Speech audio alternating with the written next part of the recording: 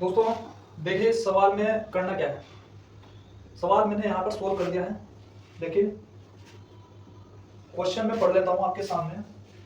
प्रकाश स्तंभ है, ये प्रकाश स्तंभ है। इसके दोनों साइड पर जहाज है, एक जहाज ये है और एक जहाज ये है। ठीक, ये कह रहा है कि जो इसके दोनों ओर, इस साइड और इस साइड, एक 45 डिग्री है, 45 डिग्री है इसका उन्नयन कोण, और इसका भी उन्नयन कोण कितना है, 60 डिग्री है।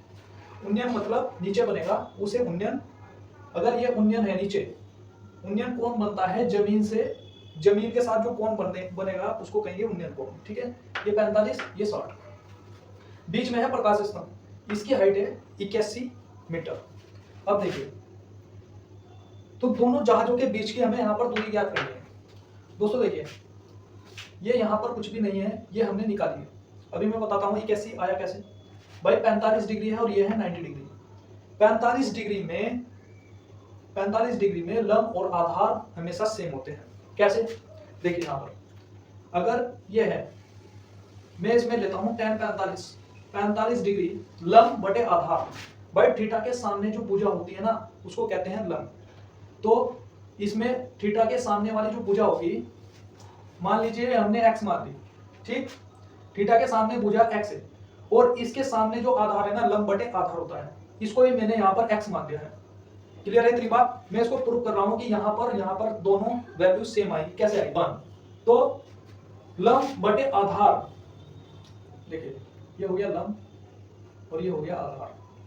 ठीक है, इसका मतलब ये है कि लंब भी यहाँ पर 1 होगा और यहाँ पर भी 1 होगा। 1 का मतलब ये है कि यहाँ पर सेम वैल्यू होगी। हमें केवल वैल्यू दी गई है ये, इसकी जो हाइट दी गई है यहाँ पर 81 मीटर है। ठीक, अगर ये 81 मीटर है तो आधार भी हमारा क्या होगा, यहाँ पर 81 होगा। किस आधार पर कह रहे हैं हम, इस आधार पर। हमने यहाँ पर प्रूव करा ना, tan 45 में लंब और आधार सेम होते हैं। क्लियर है कि नहीं, बताइए। क्लियर है। अब देखिए, आगे बताने से पहले आपको एक कॉन्सेप्ट याद रखना होगा। ये तो आपने देख लिया कि यहाँ पर 81 कैसे आया और यहाँ पर ये हमें दिया हुआ था। ठीक, अब देखिए पूरी त्रिकोणमिति के अनुप्रयोग, हाइट एंड डिस्टेंस में पूरे चैप्टर में ये जो यहाँ पर मैं बताने वाला हूँ, पूरे चैप्टर में यही है, इसके अलावा कुछ नहीं है। देखिए यहाँ पर है 45, यहाँ पर भी 45 है, यहाँ पर 90। देखिए अगर आपको केवल ये कोण दिया हुआ ना, अगर ये दिया हुआ तो दूसरा क्या होगा, अगर 45 है तो 45 और 45 90 होते हैं, तो ये अपनी तरफ से क्या है 45 है, इसका मतलब क्या है 45 होगा। क्लियर। तो 45 डिग्री में ना, अभी मैंने आपको प्रूव करके दिखाया था कि लंब और आधार हमेशा क्या होते हैं, सेम होते हैं। सेम का मतलब 1, यहाँ पर भी 1 कर दिया है समझाने के लिए। ठीक है, अगर ये 1 है, ये 1 है, तो कर्ण क्या हो जाएगा यहाँ पर, √2। क्लियर इतनी बात। नेक्स्ट त्रिभुज आता है इसमें, ये यहां पर 30 डिग्री है और यहां पर है 60 डिग्री, यहां पर 90। अगर ये केवल ये दिया हुआ है तो दूसरा क्या होगा, 30 में 60 जोड़ दो तो 90 हो जाएगा। ठीक है, इन दोनों का योग इसके बराबर होगा। ठीक, अब देखिए यहां पर आपको देखना है पूरे हाइट एंड डिस्टेंस में ये चीज आपको ध्यान रखनी है कि 60 डिग्री के सामने वाली जो भुजा होगी ना, वह होगी √3।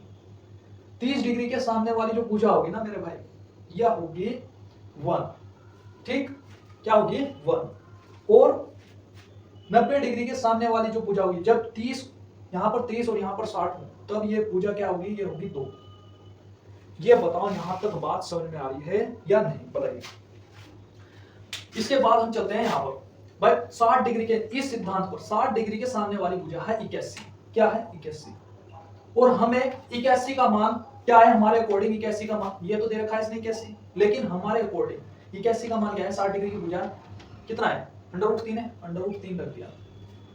ठीक है, √3। यहां से एक का मान क्या रहेगा, हम कह रहे हैं √3 है, लेकिन क्वेश्चन कह रहा है कैसे, तो एक का मान क्या आ जाएगा, इसके बटे में चला जाएगा, 81 बटे √3। ये आ गया 1 यूनिट की वैल्यू आ गई। यहाँ पर कितनी आ गई, 1 यूनिट की वैल्यू। अब देखिए दोस्तों, 1 यूनिट का मान हमने ज्ञात कर लिया और हमें पता करना है इसका मान। यहाँ पर इसका मान हमें पता करना है। इसका हमने केवल ये मान निकाले थे ना, ये निकाला था, ये हमें दिया हुआ था, तो ये हमने पता कर लिया। अब हमने कहा कि 60 डिग्री के सामने वाली जो भुजा होती है उसका मान होता है √3, तो इसके बराबर रख दिया। यहाँ से 1 यूनिट की वैल्यू निकाल ली हमने, फिर हमने यहाँ पर गुणा कर दिया। ठीक है, हमने माना 1 है भाई, 1 यूनिट की वैल्यू ये आ गई। ठीक, अब देखिए दोनों को उठा करके जोड़ देंगे हम। जोड़ दो यहाँ पर जहाजों के बीच की दूरी 81 भाई, 81 ये है और ये आ रहा है हमारे पास 1 यूनिट की वैल्यू। बात समझ में आ रही है कि नहीं? ठीक है, गुना करके हमने जोड़ दिया। जोड़ेंगे हम यहाँ पर, इसकी गुना कर दो, क्रॉस गुना 81√3 प्लस यहाँ 1 है, 1 की गुना यहाँ पर होगी 81/√3। ठीक है, 81 यहाँ भी है, यहाँ भी है, 81 कॉमन ले लेंगे यहाँ पर और आंसर आ जाएगा हमारा ये बताओ बात समझ में है कि नहीं दोस्तों। केवल पूरे इस चैप्टर में जो एडवांस तरीका है बताने का, जो आदित्य रंजन सर जो तरीका बताया है वो यही है कि 45 डिग्री जब होगा, 45 डिग्री अगर यहाँ है तो अब तो यहाँ भी क्या है 45 ही होगा। ठीक है, तभी तो बनेगा 90 डिग्री। बात क्लियर है कि नहीं? क्योंकि त्रिभुज के तीनों कोणों का योग होता है 180 डिग्री। इस आधार पर ये बात समझने की होगी आपकी, ध्यान में रखने की है। 2-3 बार प्रैक्टिस करेंगे तो आपको वो थ्योरी लिखने की जरूरत नहीं है, यहाँ पर एक्स उक्स मानने की जरूरत नहीं है यहाँ पर। ठीक है दोस्तों, बताइए बात सुनना है कि नहीं?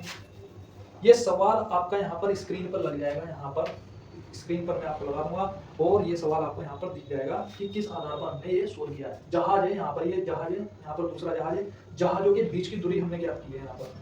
क्लियर दोस्तों, धन्यवाद।